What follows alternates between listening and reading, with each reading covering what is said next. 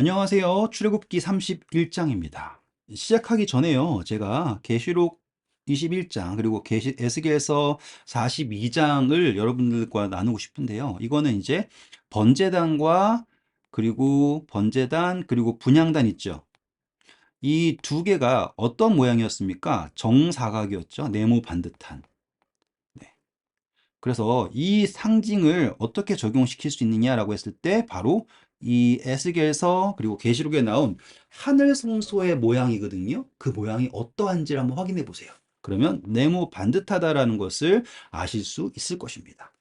네, 제가 그냥 나누고 싶어서 말씀드린 거예요. 너무 어려울 수도 있지만 성경이 이렇게 연결됩니다라는 걸 보여드리고 싶었습니다. 네, 오늘 시작해 볼게요. 여호와께서 모세에게 말씀하여 이르시되 내가 자 지파가 나옵니다. 유다 지파의 훌의 손자요 우리의 아들인 부살레를 어떻게 했냐면 지명하여 부르고 누가 불렀습니까? 하나님께서 부르셨습니다. 지명하여 불렀어요. 부살레를. 그리고 이 부살레에게요. 하나님의 영을 그에게 충만하게 하여 지혜와 총명과 지식과 여러 가지 재주로 지혜, 총명, 지식 여러 가지 재주 어느 지파요? 유다 지파.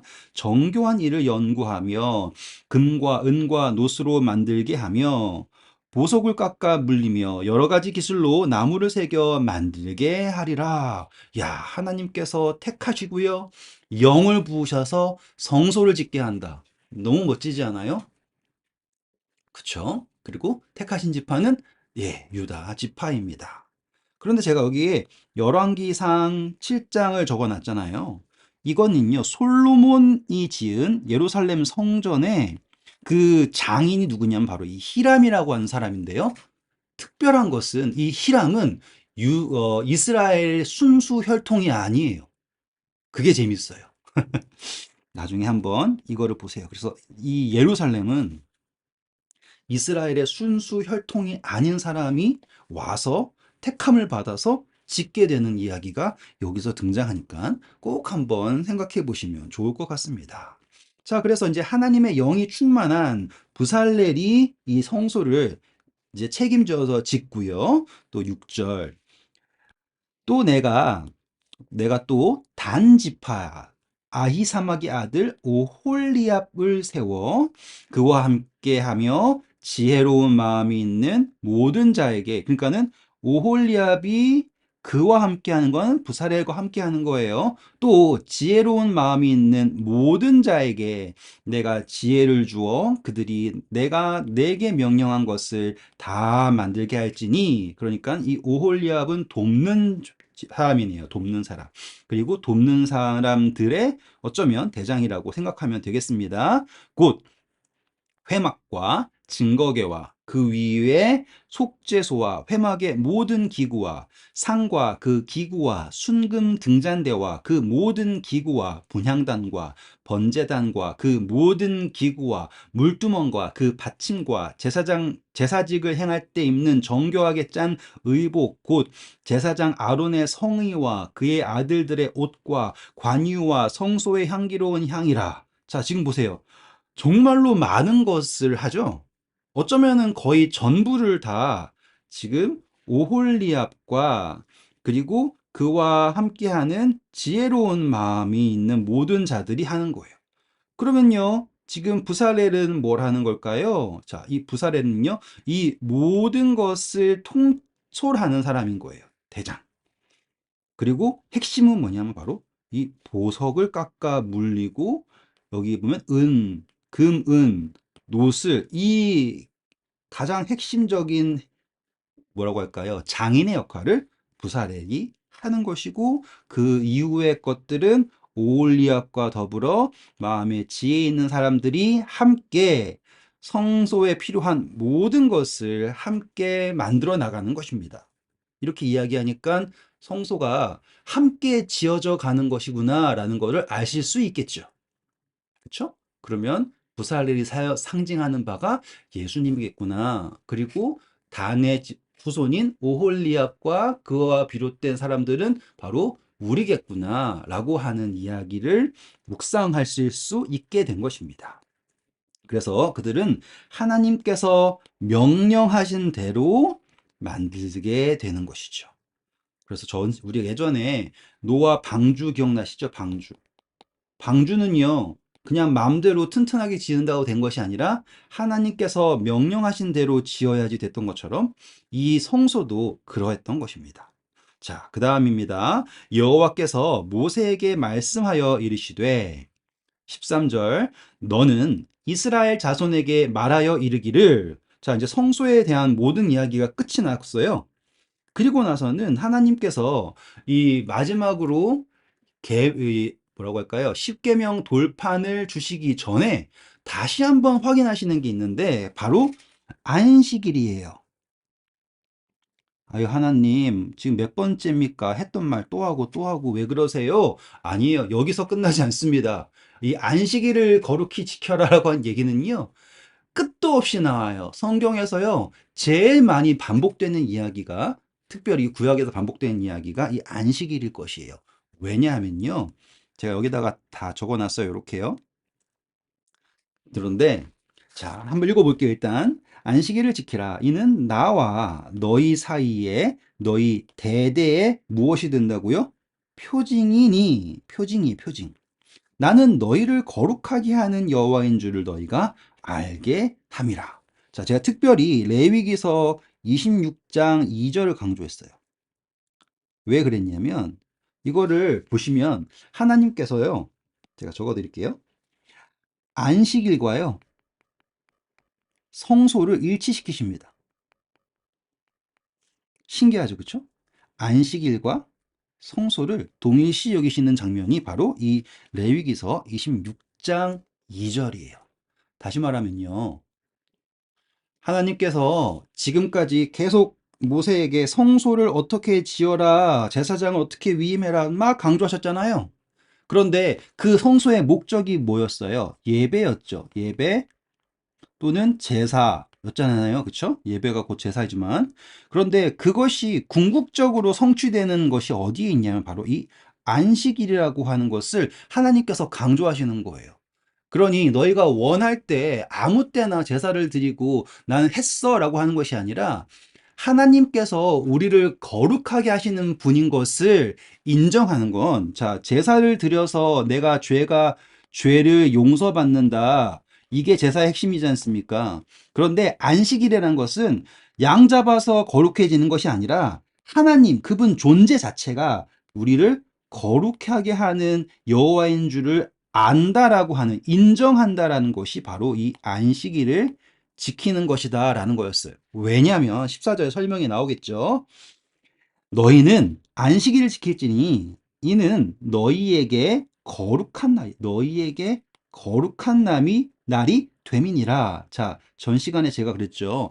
거룩히 여겨야지 거룩해지는 거예요. 거룩히 여기지 않으면 거룩해지지 않습니다. 하나님이 아무리 대단하신 분이어도요, 우리가 하나님을 존귀히 여기지 않으면 의미가 없는 것과 같아요. 안식일 역시 같습니다. 그래서 너희가 너희에게 거룩한 날이 됨이니라. 그 날을 더럽히는 자는요 모두 죽일지며 그날에 일을 하는 자 모두 그 백성 중에서 그 생명이 끊어지리라. 야, 이거 무섭죠? 그러면은 지금 안식일에 일하는 사람들을 다 죽여야지 되나요? 자, 여기서 중요한 게 안식일을 지켜야 되는 이유가 무엇인가예요. 여기서 보세요.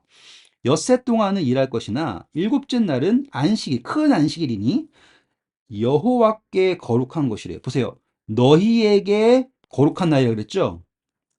근데 여기서는 지금 여호와께 거룩한 것이니 안식일에 일하는 자는 반드시 죽일 것이라. 우리에게 거룩한 것. 그러니까 하나님에게 거룩한 것이 여러분에게도 거룩합니까? 라는 질문이에요. 그렇죠? 그런데 왜 죽여야 돼요? 그냥 그럴 수도 있죠. 자, 그 이유가 뭐냐면 이같이 이스라엘 자손이 안식일을 지켜서 그것으로 대대로 영원한 언약이라는 거예요. 언약. 이 언약은 어떠한 언약일까요? 이는 나와 이스라엘 자손 사이에 영원한 표징이며 나 여호와가 엿새 동안 천지를 자 보세요. 창조하고 일곱째 날에 그 일을 마치고 쉬었음이니라 하라. 자, 이해하시겠어요, 이제? 안식일에 일했다고, 그것 좀 일했다고, 나중에 나무 줍는 이야기 나오거든요. 그래서 사람을 죽여요? 그게 그렇게 중요해요? 그게 아니라, 안식일이 상징하는 게 바로 창조예요, 창조. 하나님이 나를 창조하셨다라는 거 인정하는 거예요. 그러니 내 생명은 나의 생명이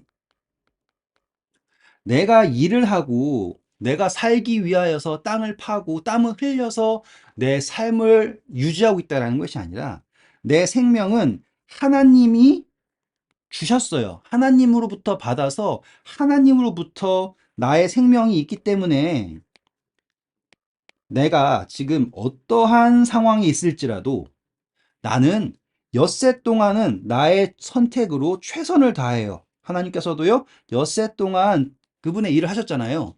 그런데 내가 이 안식일을 맞을 때 그 안식일은 내가 산 삶의 결론이 아니라 하나님께서 천지를 창조하시고 일곱째 날에 일을 마치고 쉬신 것처럼 나 역시 하나님께 모든 것을 맡기고 이것이 맞춰졌음을 인정하고 하나님 안에서 쉰다라는 게 바로 안식일인 거예요. 그러니 이 날이, 이 삶이 나의, 적어 드릴게요. 나의 삶이 안식일을 지키지 않잖아요? 그럼 다 계속 내 삶이에요. 그런데 안식일을 지킨다라는 것은 내 삶은 하나님의 것이다. 그것을 인정하는 게 바로 안식일에 나의 일을 마치고 하나님 안에서 쉰다라는 거예요. 그러니 죽인다, 죽인다 이 표현을 가지고 우리가 자, 안식일 지키나 안 지키나 보다가 안 지킨 놈 잡아가지고 죽이라 이걸 말하는 것이 아니라 거기에는 창조의 의미가 그 생명이 없다라는 것을 설명하신다라고 생각하면 좋을 것 같습니다. 물론 일벌백계라고 했죠. 그래가지고 나무 한 자가 있다가 죽게 돼요. 거기에서 제가 좀 더 자세한 설명을 해드리겠지만 여기서 중요한 것은 이것이 바로 여호와께 거룩하다면 여러분에게도 거룩해야 됩니다. 거룩이라는 것은 그냥 거룩한 것이 아니라 여러분이 거룩하게 여기셔야지 거룩한 것이에요. 그러니 하나님의 마음과 여러분의 마음이 일치해야겠죠. 그래서 여기에 레위기서 20장 8절 보시면 우리가 알아야 될 것은 나를 거룩하게 하는 게 내가 어떻게 노력해서 거룩해지는 것이 아니라 하나님이 나를 거룩하게 하시는 분이시구나 라는 것을 믿어야 된다라는 의미인 것입니다.